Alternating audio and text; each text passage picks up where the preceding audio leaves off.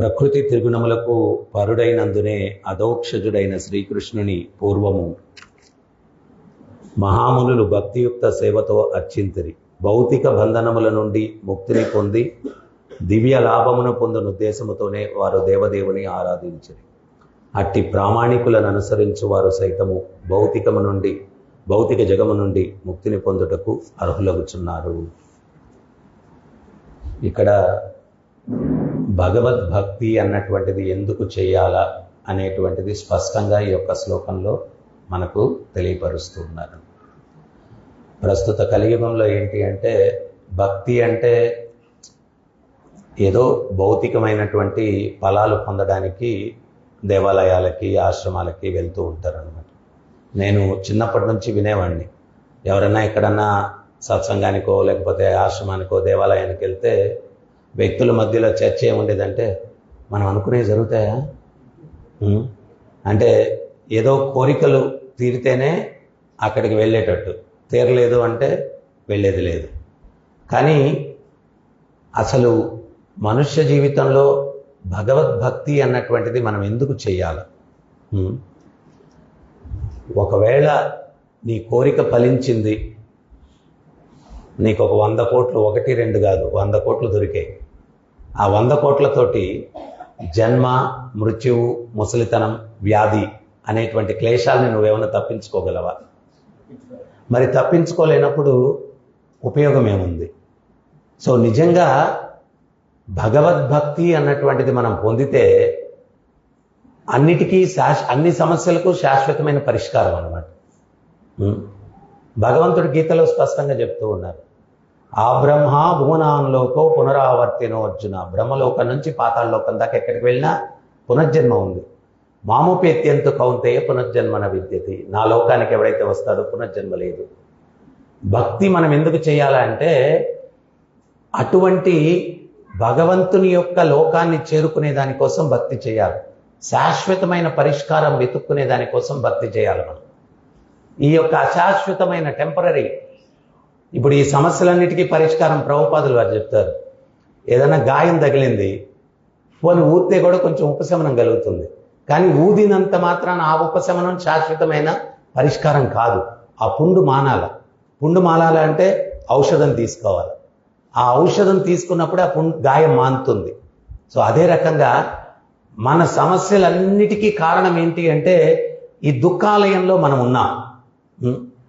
ప్రభుపాదులు వారు చెప్తారు, మరుగుదొడ్డిలో మల్లెపూ వాసన ఎట్ట రాదో ఈ దుఃఖాలయంలో కూర్చొని నేను ఆనందంగా ఉండాలా అంటే కుదరదు. ఎందువల్లంటే ఇది పనిష్మెంట్ ప్లేస్ అన్నమాట. జైల్లో ఖైదీలను ఎందుకు పెడతారు? వాడు ఖైదీ జైల్లోకి వెళ్ళిపోయి నేను స్వేచ్ఛగా ఉండాలా, ఎంజాయ్ చేయాలా, అది ఇది అంటే, అరే పనికి మాలినవాడా, తప్పులు చేసి వచ్చి ఇవన్నీ చేయాలంటే ఎట్లా కుదురుద్ది నీకు? సో మనం అందరం కూడా తప్పులు చేసినటువంటి వ్యక్తులం ఈ భౌతిక జగత్తులో ఉన్నాం అన్నమాట. అందుకనే ప్రభుపాదులు వారు చెప్తారు, this is not the place for gentlemen అంటారు. జైల్లో ఖైదీలు ఉంటారు, జెంటిల్మెన్స్ ఉండరు. సో మనం ఉండే భౌతిక జగత్తుని దుర్గా అన్నారు, అంటే జైలు. ఎవడైనా కానీ, ఎంత క్రిమినల్ అయినా కానీ జైల్లో కూర్చొని ఎట్లా బయటపడాలా అని ఆలోచిస్తూ ఉంటాడు. దొంగతనంగా ఆయన తప్పించుకుందామా, లేకపోతే ఉత్తమ ఖైదీ అనే అవార్డు పొంది తప్పించుకుందామా, ఎట్టో ఒకటి బయటపడాలా. కానీ ఈ భౌతిక జగత్తులో మాయ ఎంత పవర్ఫుల్ అంటే ప్రభుపాదుల వరకు ఉపన్యాసంలో చెప్తారు, జైల్లో పెద్ద పెద్ద గోడలు కట్టుంటారు, ఎలక్ట్రికల్ పోల్స్, కరెంట్ అంతా పెట్టుంటారు, వీళ్ళు పారిపోకుండా. అంత పకడ్బందీ చేసినా కానీ జైలు నుంచి పారిపోవాలని చెప్పి అనుకుంటూ ఉంటాడు. కానీ ఇక్కడ మాయాదేవి అటువంటివేమీ కనిపించవు. కానీ ఎవడన్నా కానీ అరే మోక్షానికి ట్రై చేయరా నాయన, అది ఇది అంటే, భలేవాళ్ళ గురువు గారు అప్పుడే దేనికండి, కొంచెం సెటిల్ అవ్వాలండి ఇక్కడ అంటే, జైల్లో సెటిల్ అవ్వడానికి మనం ప్రయత్నిస్తూ ఉన్నాం. జైల్లో సెటిల్ అవ్వడానికి ప్రయత్నిస్తూ ఉన్నాం. సో అందుకని మనుష్య జన్మలో ప్రత్యేకించి ఏంటి అంటే వేదం చెప్తుంది, అథాతో బ్రహ్మ జిజ్ఞాస, పరమ సత్యం తెలుసుకునేదానికి ప్రయత్నించాలి. నేనెవరు, భగవంతుడెవరు, నాకు భగవంతునికి ఉన్న సంబంధం ఏంటి, ఈ దుఃఖాలు ఎందువల్ల ఉన్నాయి, వీటి నుంచి శాశ్వతమైన పరిష్కారం ఏదన్నా ఉందా? సో అది తెలుసుకునే దానికోసం ఈ ఉన్నతమైన మనుష్య జన్మ మనకు లభించింది. సృష్టిలో 84 లక్షల జీవజాతులు ఉన్నాయి. ఆ 84 లక్షల జీవజాతుల్లోకి చివరిగా జీవునికి మనుష్య జన్మ లభిస్తుంది. ఆ మనుష్య జన్మ దేనికి అంటే 4 ప్రక్రియలకు కాదు. మహాభారతం ఖండిస్తుంది దాన్ని. ఆహార నిద్ర భయమైతునంశ సమన్వవేతాం పశుభీ నరాణాం ధర్మోహితేషో అధికో విశేషో ధర్మేణ హీన పశుహీ సమాన. ఆహారం భుజించడం, నిద్రించడం, కొట్లాడడం, సంపర్కం చేయడం. సమన్వవేతాం పశుభీ నరాణాం. మనిషి చేస్తాడు, జంతువు చేస్తుంది. 4 ప్రక్రియ. మనం ఇంత ఉన్నత జన్మెత్తి ఆ జంతువులు చేసే 4 ప్రక్రియలు మనము చేసి నేను చాలా గొప్పని కాళ్ళ దగ్గర వేసుకుంటే ఉపయోగం ఏముంది? మరి ఎప్పుడు మనిషి ఉన్నతుడవుతాడు? ధర్మోహితేషో అధికో విశేషో. ధర్మాన్ని ఎప్పుడైతే పాటిస్తాడో అప్పుడు మనిషి ఉన్నతుడవుతాడు. ధర్మేణ హీన పశుహీ సమాన. ధర్మాన్ని పాటించకపోతే పశువుతో సమానము. ప్రభుపాదులు వారు చెప్తారు, వ్యత్యాసం ఏంటి అంటే వాటికి 4 కాళ్ళు ఉన్నాయి, మనకు 2 కాళ్ళు ఉన్నాయి. అదే వ్యత్యాసం. చైతన్యం, జంతువులో ఏం చైతన్యం ఉందో మనిషిగా పుట్టి కూడా మనలో కూడా అదే చైతన్యం ఉంది. అదే చైతన్యం. అందుకని ఈ శ్లోకం ప్రకారం ఏంటి అంటే ఆ ఉత్తమ శ్లోకుడైనటువంటి భగవంతునికి మనం ఎప్పుడైతే శరణాగతి పొందుతామో, ప్రభుపాదులు వారు చెప్తారు, మంటల్లో ఇనువుని పెడితే ఆ మంటలకు ఉండే లక్షణాలన్నీ కూడా మనకు వస్తాయి. మంటలకు ఉండే లక్షణాలన్నీ కూడా మనకు వస్తాయి. సో మనం ఏంటి అంటే ఆ భగవంతునితో సంబంధం ఏర్పరచుకోవాలా. సంబంధం ఏర్పరచుకోవాలా. సంబంధం ఏర్పరచుకోవడం అంటే ఫిజికల్గా కాదు, చైతన్యపరంగా, మానసికంగా ఆయన ఆలోచనలో ఉండాలి. ఎప్పుడు ఆయన ఆలోచనలో ఉండాలి. దానికి ఆయన ఆలోచనలో ఉండడానికి మనకు 9 విధ భక్తులు ఇచ్చారన్నమాట. శ్రవణం, కీర్తనం, వందనం, దాస్యం, సఖ్యం, ఆత్మనివేదనం. సో ఏదో ఒక పద్ధతి ద్వారా ఆ భగవంతునితో సంబంధం ఏర్పరచుకొని ఉండాలా. సంబంధం ఏర్పరచుకుంటే ఏమవుతుంది? ఆ మంటల్లో ఇనుముని పెడితే ఆ మంటలకు ఉండే లక్షణాలన్నీ ఇనుముకి వస్తాయి. మనము ఆత్మ సచ్చిదానంద స్వరూపుడు, భగవంతుని యొక్క అంశ. సత్ అంటే శాశ్వతుడు, చిత్ అంటే సంపూర్ణ జ్ఞానం, సంపూర్ణ ఆనందమయం. వర్షపు నీరు చాలా పవిత్రంగా ఉంటుంది. భూమిని తాకిన తక్షణం ఏమవుతుంది? బురద నీరుగా మారిపోతుంది. మనం కూడా సచ్చిదానంద స్వరూపులైన భగవత్ అంశలైన మనము ఈ భౌతిక జగత్తులోకి ప్రవేశించిన తక్షణమే వర్షపు నీరు భూమిని తాకిన తక్షణమే బురద నీరుగా మారినట్టు మనం ఈ సత్వ రజస్తమ గుణాలకి బద్ధులమవుతూ ఉన్నాం. గుణ అంటే తాళ్ళు. ఆ తాళ్లతో బంధించినోడికి స్వేచ్ఛ ఉంటుందా? సో ఏ గుణం ఎవరిలో డామినేట్ చేస్తే వాడి యొక్క ప్రవర్తన ఆ రకంగా ఉంటుంది. సత్వగుణం ఎక్కువ ఉందనుకోండి వ్యక్తిలో, అతను ఎవరన్నా వచ్చి మీ పేరు ఏంటండి అన్నారు. నా పేరా అండి సుబ్బారావు అండి అంటాడు. అదే రజోగుణంలో ఉండేవాడి దగ్గరికి వెళ్ళి నీ పేరేంటండి అని అడిగారు అనుకోండి, వాడు నా పేరు నీకేమనా అంటాడు. వాడి గుణం దాన్ని బట్టి నడుచుకుంటాడు. తమో గుణంలో ఉండేవాడి దగ్గరికి వెళ్ళి అడిగారు అనుకోండి, నా పేరు అండి, అవసరం అండి మీకు చెప్పడం. వీడు తమో గుణంలో ఉన్నాడు. సో ఏ గుణంలో ఉంటే దాన్ని బట్టి వీడు వ్యవహరిస్తూ ఉంటాడు. దాన్ని బట్టి కర్మని పెంపొందించుకుంటాడు. అదే భగవంతుడు సత్యం భగవద్గీతలో చెప్తాడు. ఎందుకు కొంతమంది గొప్పగా ఉన్నారు, కొంతమంది తక్కువగా ఉన్నారు, కొంతమంది తెలివితేటలతో ఉన్నారు, కొంతమంది తెలివిహీనులుగా ఉన్నారు, కొంతమంది అందంగా ఉన్నారు, కొంతమంది అందవిహీనులుగా ఉన్నారు. ఏంటి వీటన్నిటి కారణం ఏంటి? భగవంతుడు చెప్తాడు, కారణం గుణసంగదోషం సత్ అసద్యోనిషు జన్మషు. మంచి జన్మలు చెడు జన్మలు ఎత్తడానికి కారణం ఏంటి అంటే వాడు చేసేటువంటి కర్మలు. కర్మలు దేన్ని బట్టి చేస్తాడు? గుణాలు. గుణాలు దేన్ని బట్టి వస్తాయి? సంగదోషం, సాంగత్యం వల్ల వస్తాయి. సో శ్రీల ప్రభుపాదుల వారు ఇటువంటి దుర్భరమైనటువంటి కలియుగంలో ఆయన ఒక మంచి వరాన్ని మానవాళికి ఇచ్చారనమాట. ఆ వరం ఏంటి అంటే సత్సాంగత్యం. ఇక్కడ ఉండేటువంటి వ్యక్తులు కూడా ప్రవాహానికి ఎదురీత, అందరూ ఒక డైరెక్షన్లో పోతా ఉన్నారు. నేను ఇందాక వచ్చేటప్పుడు కారులో చెప్పాను, నేను ఆదివారం పొరపాటున ప్రయాణం చేస్తే నానా పాపాలు చూడాల్సి వస్తుంది అని చెప్పి. దారిలో అంతా ఏం కళ్ళకు గంతులు కట్టుకుని డ్రైవింగ్ చేస్తామని చెప్పండి, ఎటు చూసినా పాపమే. ఆదివారం భాగవతం ఏం చెప్తుంది, చూసినోడు కూడా పంచుకోవాలంటుంది. కృష్ణ అనుకోవడం పోవడం, 5గురు పంచుకోవాలి పాపం, వాళ్ళలో ఎవరు అంటే చూసినోడు కూడా పంచుకోవాలంట. మరి దారంతా అదే, ప్రవాహానికి ఎదురీత.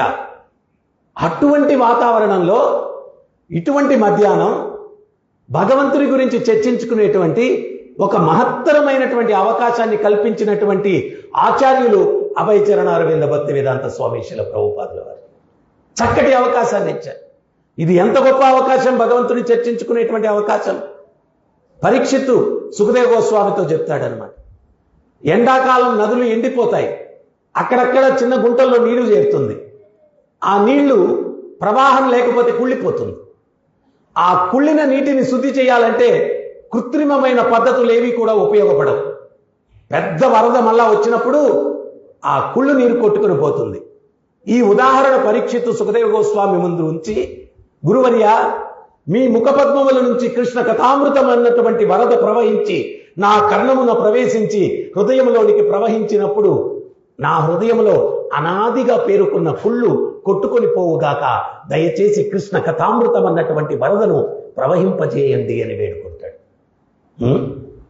ఆ కృష్ణ కథామృతం అన్నటువంటి వరద మన కర్ణమున ప్రవేశించి హృదయములోనికి ప్రవహించినప్పుడు ఈ హృదయంలో ఉన్నటువంటి కుళ్ళు కొట్టుకొని పోవాలి.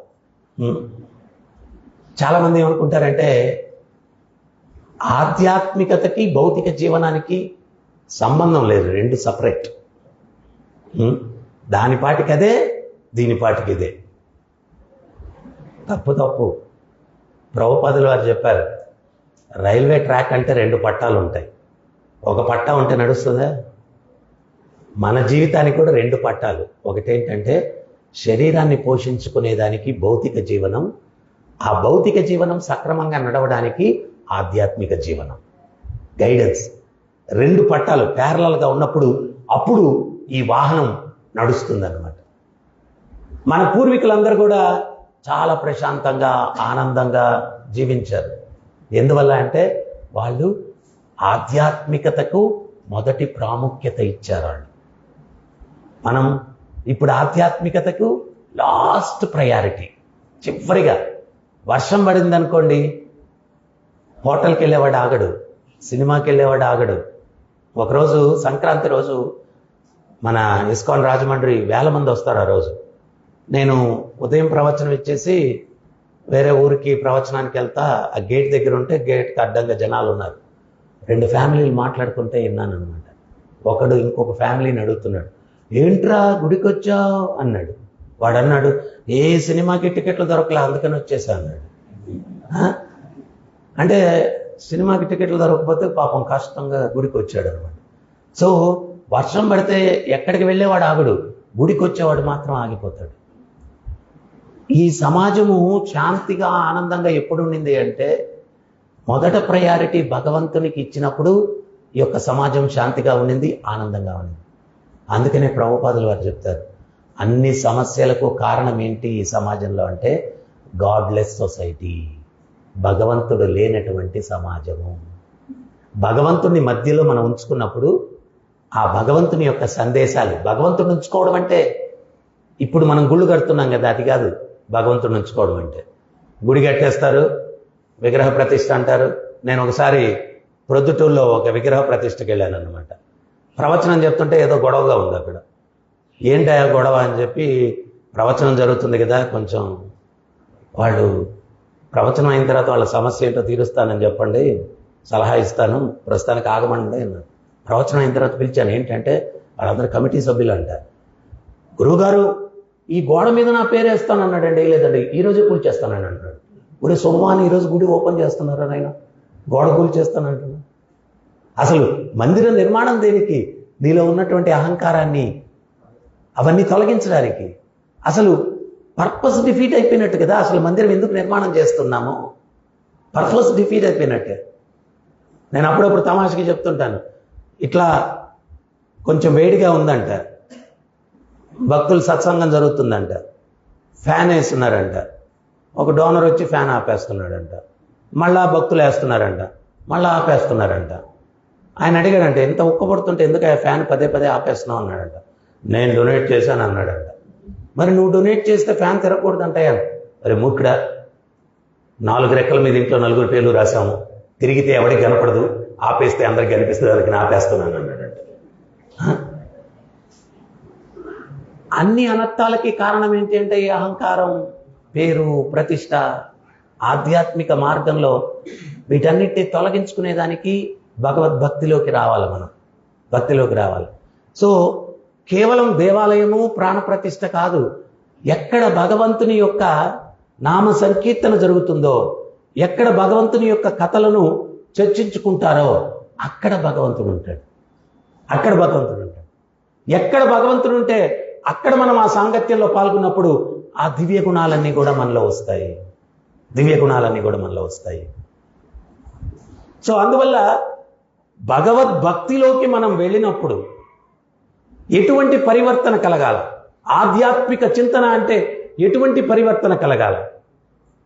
హరిభక్తి సుధోదయం చెప్తుంది, భగవద్భక్తి హీనస్య జాతి శాస్త్రం జపం తపం అప్రాణస్య హి దేహస్య ముండనం లోకరంజనం. భగవద్భక్తి అనేది లేకపోతే గొప్ప జాతిలో పుట్టి ఉపయోగం లేదు. ఇప్పుడు అందరూ కూడా నామమాత్రం. నేను ఒకరోజు కలకటాకి వెళ్తా ఉన్నాను, మాయాపూర్కి. దారిలో నేను జపం చేసుకుంటుంటే ఒక ఆయన ఎదురు కూర్చున్నాడు. ఆయన నన్ను చూసి హంబీ వైష్ణవ్ హై, హంబీ వైష్ణవ్ హై అన్నాడు. నేను కూడా వైష్ణవుని అన్నాడు. లంచ్ టైం అయింది, వాడు ఫుడ్ సప్లై చేసేవాడు వచ్చాడు. వాడిని అడుగుతున్నాడు, మచిలీ హై అన్నాడు. నామమాత్రపు వైష్ణవత్వం. సో ఇది కాదు. బ్రాహ్మణుడన్నా వైష్ణవుడన్నా బ్రహ్మజ్ఞానం తెలిసినటువంటి వాడు, దాన్ని ఆచరించేటువంటి వాడు, ఇతరులకు బోధించేటువంటి వాడు. అందుకనే సమాజం అన్నటువంటి స్వరూపానికి బ్రాహ్మణుడిని తలతో పోల్చారు. తల ఏం చేస్తుంది? శరీరంలో ఉన్న అవయవాలన్నిటికీ కూడా డైరెక్షన్ ఇస్తుంది. ఈ సైన్స్ అర్థం చేసుకోకుండా దాన్ని మళ్ళీ వక్రీకరించారు. ఏమని? చూడు, బ్రాహ్మణుడు తలంట, శూద్రుడేమో పాదాలంట. చూడండి, తారతమ్యం చూపించేస్తున్నారు. కుల వ్యవస్థ అంతా. ప్రభుపాదుల వారు రష్యాకి వెళ్ళారు. అక్కడ ఆయన ఎవరో ఒక ఆయన వచ్చి ఇంటర్వ్యూ చేస్తూ, మీ యొక్క సమాజంలో అంతా కుల వ్యవస్థ ఉంది అన్నాడు. ప్రభుపాదుల వారు మీ సమాజంలో లేదా అన్నాడు. మా సమాజంలో అటువంటివి ఏం లేవు అన్నాడు. అప్పుడు ప్రభుపాదుల వారు అడిగారు, ఇంటలెక్చువల్ క్లాస్ ఆఫ్ పీపుల్ లేరా మీ సొసైటీలో అన్నారు. ఉన్నారు అన్నాడు. వాళ్ళని మేము టెక్నికల్గా బ్రాహ్మణులు అంటా ఉన్నారు. అడ్మినిస్ట్రేటివ్ క్లాస్ ఆఫ్ పీపుల్ లేరా అన్నారు. ఉన్నారు అన్నారు. వాళ్ళని మేము టెక్నికల్గా క్షత్రియులు అంటా ఉన్నారు. బిజినెస్ క్లాస్ ఆఫ్ పీపుల్ లేరా మీ సొసైటీలో ఉన్నారు.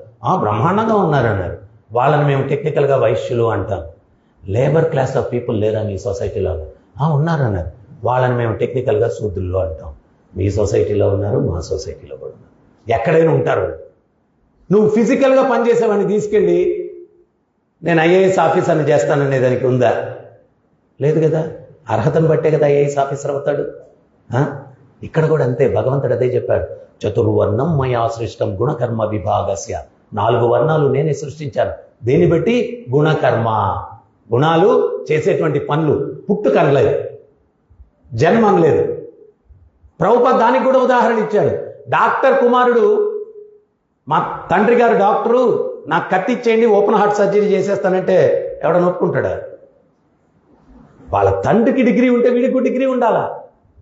తాత ముత్తాతలు బ్రాహ్మణులు అయి ఉండొచ్చు. నీలో ఆ లక్షణాలు ఉంటేనే నువ్వు బ్రాహ్మణుడు అయ్యేదానికి అవకాశం ఉంది. అందుకని ప్రభుపాదుల వారు ఏంటి అంటే, ఇస్కాన్లో ఎవరన్నా రండి, సాధన చేసి ఈ భక్తి నియమాలు పాటిస్తే మీరు బ్రాహ్మణులు అయ్యేదానికి అవకాశం ఉంది. ఎవరైనా కానీ ఆ గొప్ప అవగాహన ప్రపంచానికి కల్పించినటువంటి ఆచార్యులు కూడా శిల ప్రభుపాదుల వారు. లేకపోతే ఇంతకుముందు ఇదేదో కుల వ్యవస్థ, కుల వ్యవస్థ, కుల వ్యవస్థ.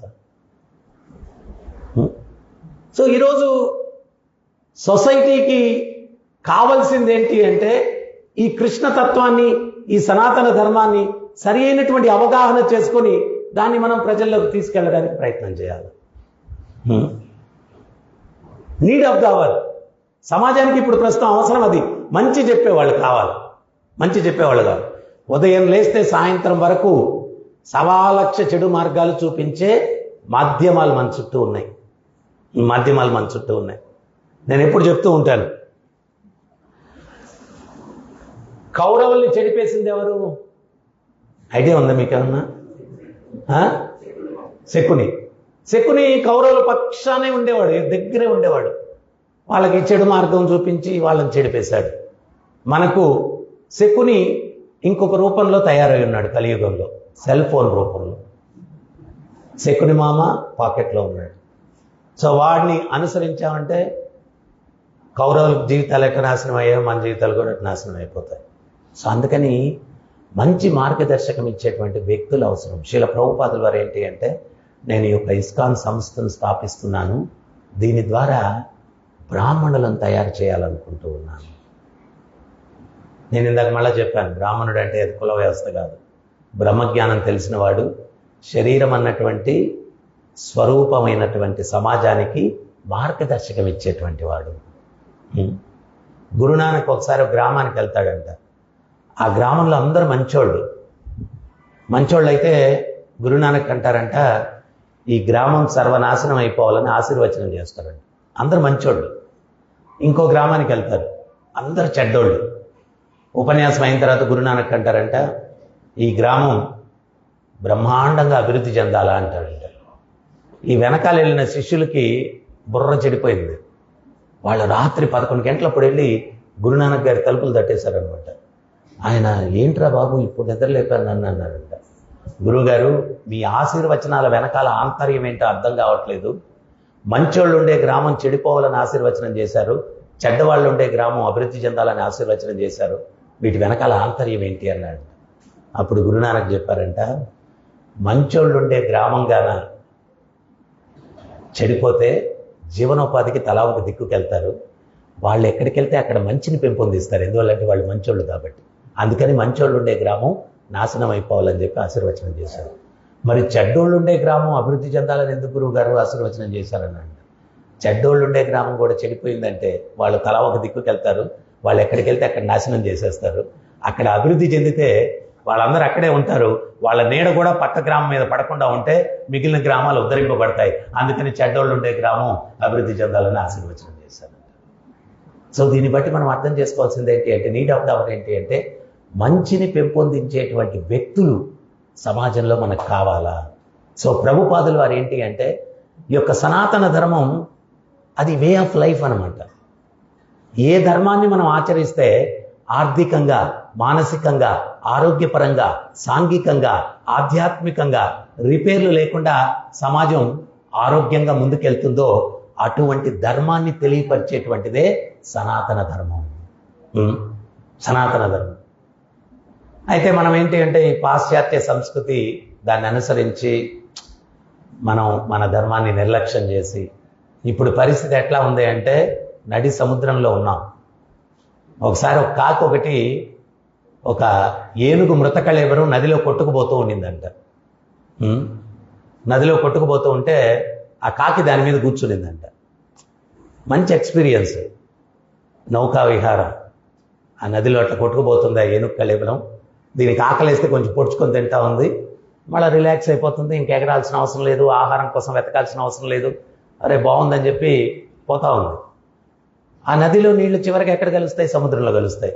ఆ సముద్రంలో కలిసిన తర్వాత ఆ కెరటాలకు అట్లా ఇట్లా ఆ మృతకళేబరం నడి సముద్రంలోకి కొట్టుకుని పోయింది అనమాట. కొట్టుకుపోతే అక్కడ తిమింగళాలు, సొరచేపలు అవన్నీ కూడా ఏం చేశాయంటే ఈ ఏనుగు కళేబరాన్ని పీక్కు తిన్నాయి. ఈ కాకి రియలైజ్ అయ్యేసరికి నడి సముద్రంలో ఉంది, తీరానికి ఎగరలేదు. మనందరి పరిస్థితి కూడా ఏంటి అంటే, ఆ ఏనుగు మీద కాకి ప్రయాణం లాగా మొదట్లో రేడియో వచ్చింది, 2-in-1 వచ్చింది, టెలివిజన్ వచ్చింది, కంప్యూటర్ వచ్చింది, సెల్ ఫోన్ వచ్చింది, ఆండ్రాయిడ్ వచ్చింది, అది వచ్చింది.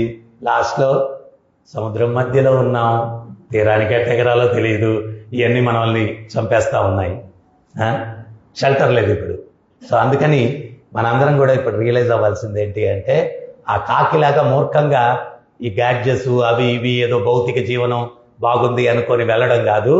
అవి దుఃఖానికి హేతువులు. మన సనాతన ధర్మమే మనకు శాంతిని, ఆనందాన్ని వీటన్నిటిని ఇస్తుంది అనమాట. వీటన్నిటిని ఇస్తుంది. సో ఈరోజు మనుషులు ముఖ్యంగా ఏంటి అంటే టెక్నాలజీ విపరీతంగా పెరిగిపోయింది, కానీ వ్యక్తుల మధ్యలో ప్రేమ అనురాగాలు లేవు, ఆప్యాయతలు లేవు. కలి అంటే age of quarrel and hypocrisy, కొట్లాటలకి కపటానికి యుగం. చిన్న చిన్న విషయాలకు కొట్లాడుకుంటారు. కపటం లోపల ఒకటి ఉంటుంది, బయట ఒకటి ఉంటుంది.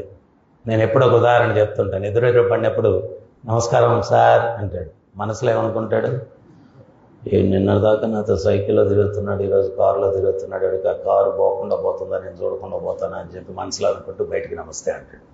ఆడు నమస్తే అంటాడు. వాడేమనుకుంటాడంటే వీడితో సైకిల్లో తిరుగుతూ నేను కారులో తిరుగుతున్నానని కూలుకుంటున్నాడు, వాడికి ఆ సైకిల్ కూడా పోకుండా పోతుందా, నేను చూడకుండా పోతాను. Age of quarrel and hypocrisy. చిన్న చిన్న విషయాలకి కొట్లాడుకుంటారు. కపటం. దానివల్ల ఏంటి అంటే ఎవడు హ్యాపీగా లేడు. ఈ హృదయం హార్డ్గా ఉంటుంది ఎప్పుడు కూడా. ఎందువల్లంటే మనం ఫీలింగ్స్ లేవు, యంత్రాలను నమ్ముకున్నాం కాబట్టి మన చైతన్యం కూడా యాంత్రికమైపోయింది. మీరెవ్వరూ కన్ను రెప్ప వేయకుండా ప్రవచనం వింటే దాని ఫలితం ఏంటో ఒక చిన్న విషయం చెప్తాను. రామాయణంలో కుంభకర్ణుడు చనిపోయిన తర్వాత నిద్రాదేవి రాముల వారి దగ్గరికి వెళ్ళి మొరపెట్టుకునిందంట.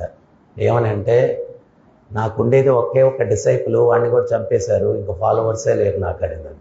కుంభకర్ణుడు ఎప్పుడు నిద్రపోతూ ఉండేవాడు, ఒక్క ఫాలోవర్ని కూడా లేకుండా చేశారు.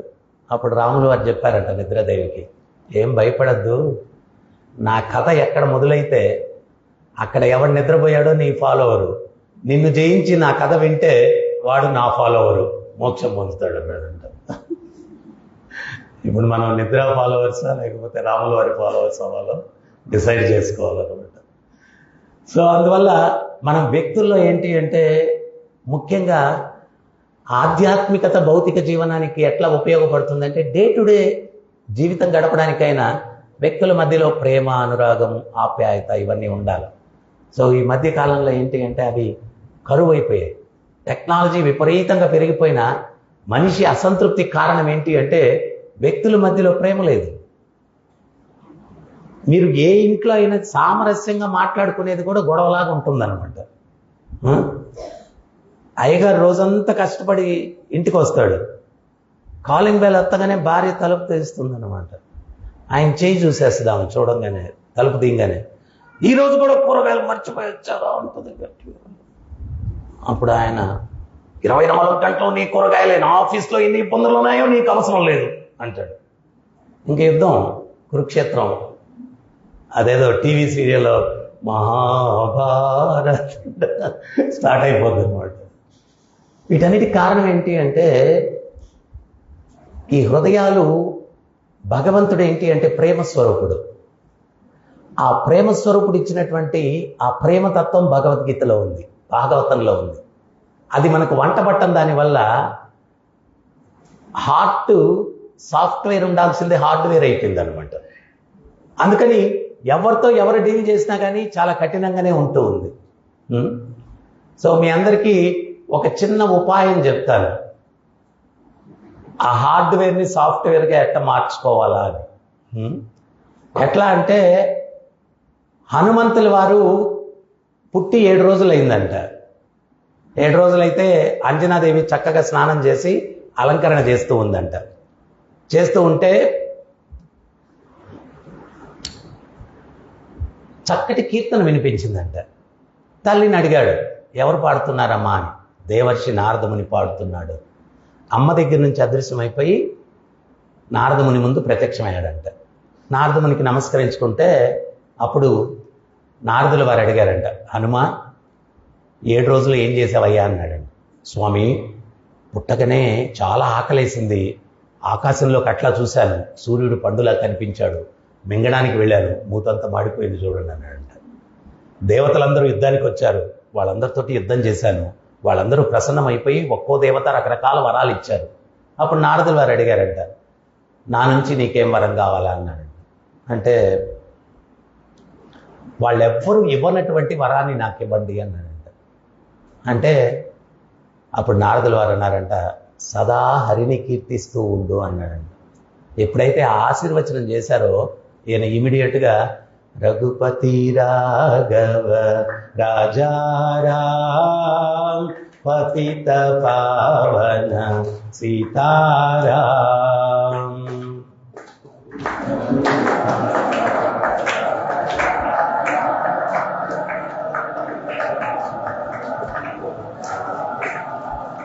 రఘుపతి రాఘవ రాజారాం పతిత పావన సీతారాం.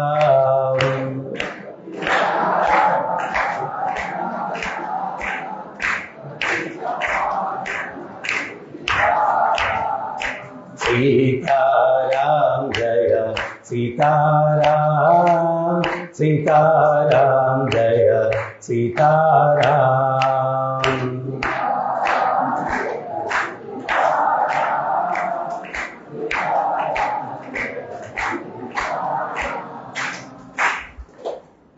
మీకు ఒక హెల్త్ టిప్ కూడా చెప్తాను. రీసెంట్గా వరల్డ్ హెల్త్ ఆర్గనైజేషన్ ఒకటి డిక్లేర్ చేసింది. ఏంటి అంటే, రోజుకి ఎవరైతే 70 చప్పట్లు కొడతారో వాళ్ళకి గుండె రోగాలు రావంట, హార్ట్కి సంబంధించిన డిసీజెస్ రావంట.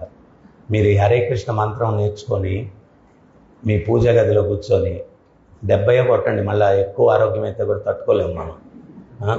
కరెక్ట్గా లెక్క పెట్టుకొని 70 చప్పట్లు కొట్టి హరే కృష్ణ మంత్రం ప్రతిరోజు ప్రాక్టీస్ చేయండి. హెల్త్ కూడా మంచిది.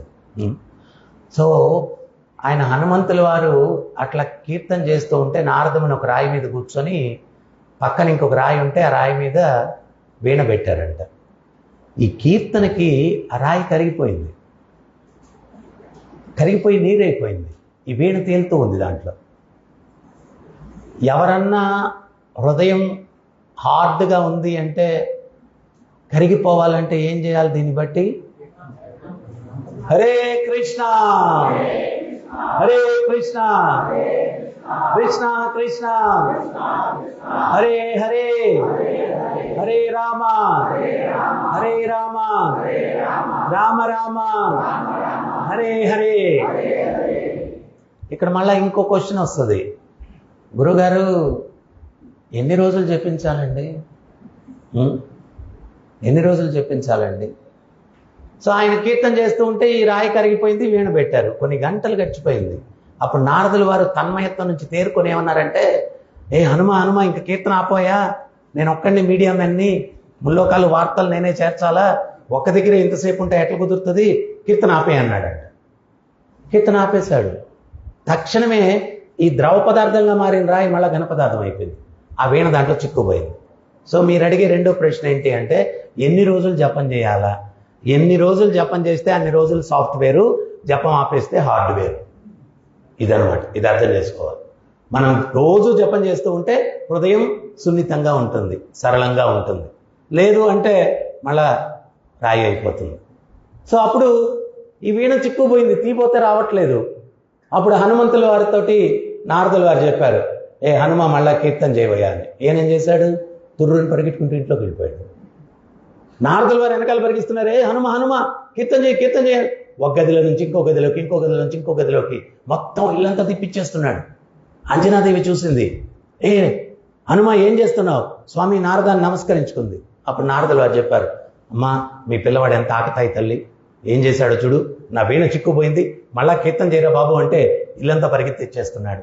అప్పుడు అంజనాదేవి గట్టిగా గర్జించింది, ఏ హనుమ ఏం చేస్తున్నావు, సాధువుతో వేళకోళాలు ఆడతావా అని. అప్పుడు హనుమంతులు వారు అంటున్నారు, అమ్మా వేళాకోళాలు కాదు, మీ నోటి నుంచే విన్నాను, ఇటువంటి మహాత్ములు పాదం ఎక్కడ మోపితే ఆ ప్రదేశం పుణ్యతీర్థం అవుతుందని, మన ఇల్లంతా ఒక రౌండ్ తిప్పిస్తే మన ఇల్లంతా పుణ్యతీర్థం అవుతుందని తిప్పిస్తున్నాను, అంతేగాని వెటకారం కాదు, వేళాకోళం కాదు అన్నాడంట. సో మీకు రెండు ఆప్షన్స్ ఉన్నాయి. ఒకటి ఏంటంటే, మన హృదయాన్ని సాఫ్ట్ చేసుకోవాలంటే రోజు భగవత్ నామం చేయాలా, తర్వాత నారదముని లాంటి సాధువుని మీ ఇంటికి తీసుకెళ్ళాలా. తీసుకెళ్తారా? తీసుకెళ్తారా? ఎంతమంది తీసుకెళ్తారు చెప్పండి? Good good good good. ఒక చెయ్యి ఎత్తితే హాఫ్, రెండు చేతులు ఎత్తితే పూర్తిగా తీసుకెళ్తాం. సో ఆ నారదముని లాంటి వ్యక్తిని మీ ఇంటికి తీసుకెళ్లాలా అంటే ప్రభుపాదుల వారు ఆయన చివరి దశలో ఉన్నారు. చివరి దశలో ఉంటే శిష్యులు వచ్చారు. శిష్యులు వచ్చి ఏమన్నారంటే, ప్రభుపాద్ మీరు వెళ్ళిపోతే మాకు మార్గదర్శకం ఎవరిస్తారు, మా పరిస్థితి ఏంటి, మేము ఎట్లా భక్తిలో ముందుకు వెళ్ళగలము అని చెప్పి అన్నారు. అప్పుడు ప్రభుపాదుల వారు ఏమన్నారంటే, నా యొక్క గ్రంథాల్లో నేను ఎప్పుడూ జీవించే ఉంటాను అని చెప్పి చెప్పారు అన్నమాట. సో మీరు నారదముని లాంటి సాధువుని మీ ఇంటికి తీసుకెళ్తా అన్నారు. ఖచ్చితంగా మీ అందరి ఇళ్లలో కూడా ప్రభుపాదుల వారి పుస్తకాలు ఉండాలా. ఉంటే ప్రభుపాదుల వారు ఉన్నట్టే. ప్రభుపాదుల వారు ఎక్కడుంటే అక్కడ పుణ్యతీర్థం, ప్రతి ఒక్క గృహం కూడా ఒక పుణ్యతీర్థం అయిపోతుంది. నేను అప్పుడప్పుడు ఈ యొక్క మిడిల్ ఈస్ట్ కంట్రీస్కి కూడా ప్రచారానికి వెళ్ళేవాడిని అనమాట. మీరు ఆశ్చర్యపోతారు, భారతదేశంలో కూడా అవి చిన్న చిన్న దేశాలు, భారతదేశంలో కూడా అన్ని జగన్నాథుడి విగ్రహాలు ఉండవేమో. ప్రతి ఇంట్లో జగన్నాథుడి విగ్రహం, ప్రతి ఇంట్లో గౌరనిత్తాయి విగ్రహాలు ఉంటాయి. ప్రతి ఇల్లు ఒక దేవాలయం లాగా ఉంటుంది. ప్రతి ఇంట్లో కూడా ప్రభుపాదుల వారి పుస్తకాలు ఉంటాయి. ప్రతి ఇంట్లో కూడా వారంలో ఏదో ఒక రోజు సత్సంగం జరుగుతుంది. అవన్నీ కూడా ఎడారి దేశాలు. అటువంటి దేశాల్లో కూడా ఇటువంటివన్నీ జరుగుతున్నాయంటే అది ప్రభుపాదుల వారి బలమైనటువంటి సంకల్పం అన్నమాట. చైతన్య మహాప్రభు యొక్క భవిష్యవాణి. ప్రతి నగరంలో కూడా, ప్రతి గ్రామంలో కూడా నా నామం యొక్క ప్రచారం జరగాల అని చెప్పి చైతన్య మహాప్రభు చెప్పారు. సో అందువల్ల మనం కలియుగంలో సంతృప్తికరమైనటువంటి జీవితాలు గడపాలా అంటే వ్యక్తుల మధ్యలో ప్రేమ ఉండాలా. ఆ ప్రేమ వ్యక్తుల మధ్యలో రావాలా అంటే ఆ ప్రేమ స్వరూపుడైన భగవంతుడు సందేశాన్ని మనం జీవితంలోకి తీసుకోవాలా. ఆ జీవితంలోకి తీసుకున్నప్పుడు వ్యక్తుల మధ్యలో ప్రేమ ఉంటుంది. ప్రేమ ఉన్నప్పుడే సంతృప్తికరమైన జీవితాలు గడిపేదానికి అవకాశం ఉంటుంది అనమాట. చివరిగా ఒక కథ చెప్పి నేను ముగిచ్చేస్తాను. ఒక ఇల్లాలు ఒక ఇంట్లో నుంచి బయటకు వచ్చిందంట. 3 వ్యక్తులు కూర్చున్నారంట. మీరు ఎవరండి అని అడిగింది ఆమె. అడిగితే వాళ్ళు చెప్పారు, ఒక ఆయన నేను ప్రేమ స్వరూపం అన్నాడు, ఇంకొక ఆయన సంపద స్వరూపం అన్నాడు, ఇంకొక ఆయన విజయ స్వరూపం అన్నాడు. ఆమె అనింది, మీరు భోజనం చేసినట్లేరు, ఇంట్లోకి వస్తే భోజనం పెడతాననింది. వాళ్ళు అన్నారు, యజమాని లేడు కదమ్మా, యజమాని వచ్చినప్పుడు పిలవండి, అప్పుడు వస్తామన్నారు. యజమాని వచ్చాడు, భోజనం పెట్టింది. అప్పుడు ఆమె యజమానితో చెప్పింది, ఏమండి మన ఇంటి ముందు 3 వ్యక్తులు కూర్చొని ఉన్నారు, ఒకరు ప్రేమ స్వరూపం, ఒకరు సంపద స్వరూపం, ఒకరు విజయ స్వరూపం, ఎవరిని పిలుద్దాం ఇంట్లోకి అని. ఆ యజమాని మంట అయిపోయా. ఆయన ఏమన్నాడంటే, ఏమే సంపద స్వరూపాన్ని పిలవే అన్నాడు. ఆమెనింది, సంపద ఉండి విజయం లేకపోతే ఎట్టుండి అనింది. వాళ్ళకు ఒక కుమార్తె ఉంది. ఆ అమ్మాయి చిన్నపిల్ల అయిన ఒక విషయం చెప్పింది, సంపద విజయం ఉండి ప్రేమ లేకపోతే జీవితాలు నిరర్థకం, దయచేసి నా ఉద్దేశంలో ప్రేమ స్వరూపాన్ని పిలవండి అని. అప్పుడు ఇళ్ళాలు పోయి, అయ్యా ప్రేమ స్వరూపం ఇంట్లోకి రా అని చెప్పి పిలిచింది. ఆ ప్రేమ స్వరూపం లేచి ఇంట్లోకి వస్తుంటే సంపద స్వరూపం, విజయ స్వరూపం వాళ్ళు కూడా లేచి వెనకాల వస్తున్నారు. అప్పుడు ఏమనింది, సంపద స్వరూపం, విజయ స్వరూపం మిమ్మల్ని నేను పిలవలేదు, నేను పిలిచింది ప్రేమ స్వరూపాన్ని మాత్రమే. అప్పుడు వాళ్ళు అన్నారు, అమ్మ క్షమించాలా, ప్రేమ ఎక్కడుంటే సంపద విజయం మేము అక్కడ ఉంటాం, ప్రేమ నుంచి మమ్మల్ని విడదీయలేరు అని చెప్పి వాళ్ళు కూడా ఇంట్లోకి వచ్చారు. సో అన్ని రకాలుగా జీవితం సక్సెస్ అవ్వాలంటే సంపద ఉండాలా, విజయం ఉండాలంటే ప్రేమ ఉండాలా. ఆ ప్రేమ మనలో ఉండాలంటే ఆ ప్రేమ స్వరూపుడైన భగవంతుడు ఇచ్చిన భగవద్గీత, భాగవతం మన జీవితాల్లోకి ప్రవేశించినప్పుడే ప్రేమతత్వం మనకు వస్తుంది. సో ఇందాక చెప్పినట్టుగా నేను మొదట్లో ఈ యొక్క హృదయంలో ఉన్నటువంటి కాలుష్యం అంతా కొట్టుకుని పోవాలంటే నిత్యం భాగవత సేవయ, భగవత్ లీలల్ని శ్రవణం చేయాలా. ఎప్పుడు ఆ భగవత్ లీలని మనం శ్రవణం చేస్తే అప్పుడు మన హృదయంలో అన్ని మాలిన్యాలు తొలగిపోతాయి. ఇప్పుడు అందరం గ్రేట్ ఇన్సెక్యూరిటీతో ఉన్న అభద్రత. పిల్లవాడు తల్లిదండ్రులతో షికారుకి వెళ్ళి చేతులు వదిలేసి పరిగిస్తాడు. రే యాక్సిడెంట్ అయిపోద్దిరా, బండ్లు ఏమి వినడు. ఎప్పుడైతే కుక్క బోవని తరుగుతుందో అప్పుడు పరిగెత్తుకొని వచ్చి గట్టిగా తండ్రిని పట్టుకుంటాడు. సో కుక్క లాంటి కష్టం వెంటాడినప్పుడు కృష్ణుడి విలువ తెలుస్తుంది. ఆ కృష్ణుడి దగ్గరికి వస్తే ఆ పిల్లవాడు ఆ కృష్ణుడి దగ్గరకు, తండ్రి దగ్గరికి వచ్చి నిలబడుకుంటే ఆ పిల్లవాడికి ఎంత ధైర్యం. కుక్క లెక్కలేదనమాట, వాడికి ఉంటాడు. మనం కూడా ఆ తండ్రి భగవంతుడు కృష్ణుడి యొక్క ఆశ్రయంలోకి మనం ఎప్పుడైతే వస్తామో మనకి ఇంకా అన్ని అభద్రతలు తొలగిపోతాయి, అన్ని ఇన్సెక్యూరిటీస్ తొలగిపోతాయి. ఒకసారి రామాయణంలో శనిదేవుడు ఒక గుహలో ఉన్నాడంట. లంకా దహనం చేసినప్పుడు హనుమంతుల వారు లంక అంతా తగలబడిపోతుంటే ఆ గుహలో నుంచి కాపాడండి, రక్షించండి అని అరుపులు వినిపిస్తున్నాయంట. అప్పుడు హనుమంతుల వారు తన పిడికలతో ఆ గుహని ఛేదిస్తే లోపల నుంచి శనిదేవుడు బయటపడ్డాడంట. శనిదేవుడు బయట పెడితే అప్పుడు ఏంటి స్వామి అంటే, ఇంద్రజిత్తు పుట్టేటప్పుడు మమ్మల్ని బోళ్ల పడుకోబెట్టి మా మీద కాళ్ళతో తొక్కిపెట్టున్నాడని గ్రహాలని నారదముని వచ్చి అన్నాడు, వీరుడి లక్షణమేనా ఇది వెనకాల నుంచి ఆక్రమణ చేయడం అని. అప్పుడు రావణాసురుడు నువ్వు చెప్పింది కూడా కరెక్టే, అందరూ కూడా వెలికలు పడుకోండి అన్నాడు. నేను వెలికలు తిరిగినప్పుడు నా దృష్టి రావణాసురుడి మీద పడింది, అప్పుడు ఇంద్రజిత్తు పుట్టాడు, నా దృష్టి ఆ టైంలో ఆయన మీద పడిందని కోపగించి నన్ను గుహలో పెట్టేశాడు అన్నాడు. నన్ను కాపాడావు, కానీ నాకు ఎంత సాయం చేస్తే నా దృష్టి మీ మీద పడిందే అన్నాడు. అప్పుడు హనుమంతుల వారు అమాయకంగా అడిగారంట, మీ దృష్టి పడితే ఏమవుతుంది అన్నాడంట. రాజ్యం దూరం అయిపోద్ది, భార్య దూరం అయిపోద్ది, సంపదలు దూరం ఏదో పెద్ద లిస్టు చదివాడంట. ఎవడో ఒకటికి ఏలినాటి శని పుట్టిందని చెప్పి ఒక పురోహితుడి దగ్గరికి వెళ్ళాడంట. ఆ పురోహితుడు అన్నాడంట, నాకు ఏలినాటి శని పట్టింది, పరిహారానికి ఏదైనా పూజ చేయవయ్యా అన్నాడు. పూజ చేస్తాను, 10,000 116 పెట్టు అన్నాడంట. నా దగ్గర ఏం లేదు అంత అన్నాడంట. 5,000 116 పెట్టు అన్నాడంట. అది కూడా లేదు అన్నాడంట. 1000 116 పెట్టవయ్యా అన్నాడంట. అది కూడా లేదన్నాడు. అరే 116 బెటరా అన్నాడంట. అది కూడా లేదన్నాడంట. ఒక 11 రూపాయలన్నా బెటరా అన్నాడంట. అది కూడా లేదండి అని. ఒరే శని నేను ఇంకేం చేస్తారా పోరానైనా అన్నాడంట. 11 రూపాయలు కూడా లేకపోతే ఇంకా శని నేనేం చేస్తాను, నిన్ను పట్టుకుంటే శనికి ఏమన్నా అవుతుందని భయపడుతుంది, పోరానైనా నీకేమి ధైర్యంగా పో అన్నాడంట. అట్ట హనుమంతుల వారికి అన్నీ చెప్పాడంట. అది పోతుంది, ఇది పోతుంది, అది పోతుంది, ఇది పోతుంది అన్నాడంట. అప్పుడు హనుమంతుల వారు నవ్వుతూ చెప్పాడంట, మీరు చెప్పిన లిస్ట్ ఏమీ నాకు లేదు, నాకున్నది ఆ శ్రీరామచంద్రుల వారి యొక్క పాదపద్మముల యొక్క ఆశ్రయం. ఆ ఆశ్రయం నాకున్నంత వరకు నాకు లోటేం లేదు, మీరేమి నా గురించి కలత చెందొద్దన్నాడు. ఆ మాటకి శనిదేవుడు ప్రసన్నమైపోయి, శనివారం నీ చుట్టూ ఎవరైతే ప్రదక్షిణలు చేస్తారో నా ప్రభావం నుంచి విముక్తిని పొందుతారని చెప్పి హనుమంతుల వారికి వరం ఇచ్చారంట.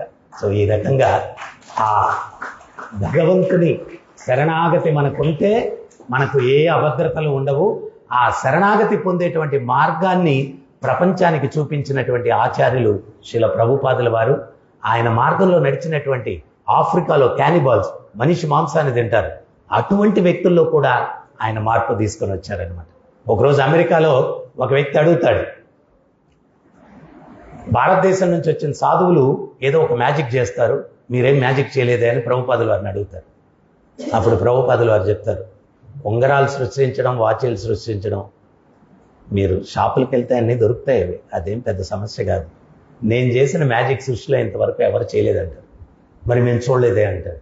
అప్పుడు ప్రభుపాదుల వారు చెప్తారు, నా ముందు కొన్ని వేల మంది అమెరికన్లు, యూరోపియన్లు కూర్చొని ఉన్నారు, మీకు బోడి కొట్టి పిలకబెట్టి కట్టు బొట్టు నడవడిక రాక్షసులు లాంటి మిమ్మల్ని సాధువులుగా మార్చాను, ఇంతకన్నా మిరాకిలే ఉంటుందంట.